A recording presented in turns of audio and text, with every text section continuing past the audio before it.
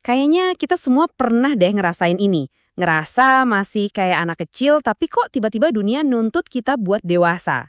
Nah, hari ini kita bakal kupas tuntas kapan sih sebenarnya transisi itu terjadi dan kenapa ini penting banget buat masa depan kamu.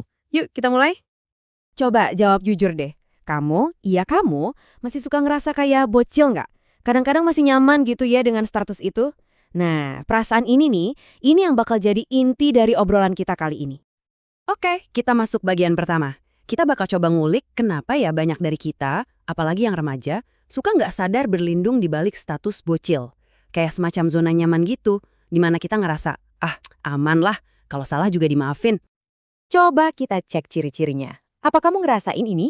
Pertama, pengennya kesalahan tuh dimaklumi terus. Kedua, suka sembunyi di balik alasan, ya wajar lah, kan masih bocil. Dan ketiga, ngerasa kalau tanggung jawab itu, aduh, beban banget. Gimana? Ada yang nyangkut? Masalahnya gini, jam itu kan terus berdetak ya. Nggak bisa di-pause. Coba deh lihat kartu pelajar kamu, lihat kalender, itu bukti nyata kalau kita tuh lagi masuk ke fase hidup yang baru. Dan dalam pandangan Islam, fase remaja ini krusial banget. Ini bukan lagi soal main-main, tapi soal mulai nentuin mau dibawa kemana hidup kita ini. Nah, dari sini kita sampai di titik balik yang paling penting. Bener-bener the game changer. Ada satu momen spesifik di mana semua aturan main itu berubah total. Momen di mana pena pencatat amal itu mulai menulis. Istilah kuncinya itu mukalaf. Simpelnya apa sih artinya? Artinya kamu sekarang dianggap udah dewasa dan terikat sama kewajiban agama. Semua perbuatanmu dari yang kecil sampai yang besar mulai dihitung. Semua kewajiban syariat, ya sekarang berlaku penuh buat kamu. Dasarnya dari mana? Dari sini. Ada hadis yang super jelas tentang ini. Dikatakan, pena pencatat amal itu diangkat dari 3 golongan, salah satunya adalah dari anak kecil sampai ia baligh. Maksudnya diangkat itu apa? Ya catatannya belum dimulai, tapi begitu kita baligh, semuanya berubah. Jadi, ini dia poin utamanya. Begitu kamu baligh, tek, pena itu mulai menulis. Rapor amalan kamu resmi dibuka. Nggak peduli kamu masih SMP, belum punya KTP, atau masih suka nonton kartun. Sejak saat itu, setiap perbuatan, baik atau buruk, sekecil apapun mulai dicatat. Nggak ada lagi alasan. Oke, karena statusnya udah baru, sebagai mukalaf, artinya aturan main sehari-hari juga jadi baru. Hal-hal yang dulu kita anggap, sepele lah, sekarang punya bobot yang jauh, jauh lebih besar. Pilihan kecil, tapi konsekuensinya bisa besar. Biar lebih kebayang, coba kita bandingin ya. Dulu, sebelum balik, sholat bolong-bolong mungkin masih dimaklumi. Sekarang, itu murni tanggung jawab pribadi kamu. Dulu, nyontek mungkin dianggap masalah kecil aja. Sekarang, itu tercatat sebagai perbuatan gak jujur. Soal temen, dulu mungkin cuma ikut-ikutan aja. Sekarang, kamu punya kendali penuh dan itu adalah pilihan sadar yang harus kamu pertanggungjawabkan nanti. Beda banget kan? Jangan pernah remehkan hal-hal yang kelihatannya kecil ini. Anggap aja setiap pilihan harian kamu itu kayak satu batu bata. Batu bata yang lagi kamu susun buat membangun fondasi seluruh masa depan kamu. Bukan cuma masa depan di dunia loh ya, tapi juga di akhirat. Nah, ngomongin masa depan, yuk kita dalamin lagi gimana semua ini nyambung. Karena sadar atau enggak, setiap tindakan yang kamu lakuin hari ini, itu sebenarnya lagi ngebangun 2 jenis masa depan. Sekaligus. Seringnya kan kita mikir gini, masa depan dunia itu dibangun pakai disiplin, ilmu, tanggung jawab. Terus masa depan akhirat dibangun pakai iman, amal soleh, akhlak. Seolah-olah 2 hal yang beda.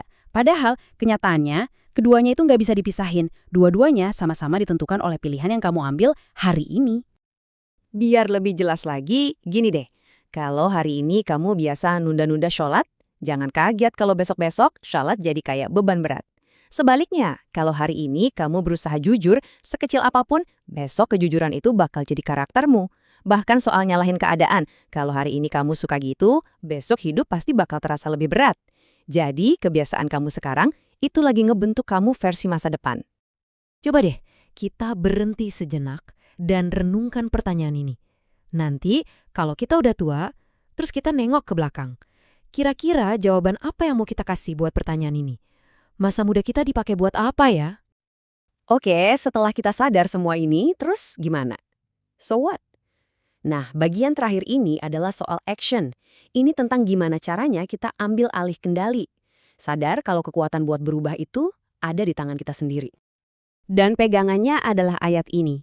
Ini prinsip utamanya. Allah nggak akan ngubah keadaan kita sampai kita sendiri yang berusaha ngubah apa yang ada di dalam diri kita. Jadi, perubahan itu nggak nunggu datang dari luar. Kekuatannya udah dikasih ke kita buat mulai dari dalam. Inilah fondasi kedewasaan yang sesungguhnya. Jadi, jelas ya, dewasa itu bukan soal umur, bukan soal angka di KTP atau SIM. Dewasa itu soal sikap, soal keberanian buat bilang ke diri sendiri, oke, ini hidup gue, dan gue yang bertanggung jawab. Titik. Terus gimana mulainya? Gak usah ribet-ribet, cuma ada 3 langkah simpel. Pertama, sadari. Jujur sama diri sendiri, akui kalau ada yang perlu diubah. Kedua, ambil tanggung jawab. Udahan nyalahin situasi, nyalahin orang lain, stop. Dan yang paling penting, ketiga, perbaiki. Langsung aja mulai bikin pilihan yang lebih baik, sekarang juga.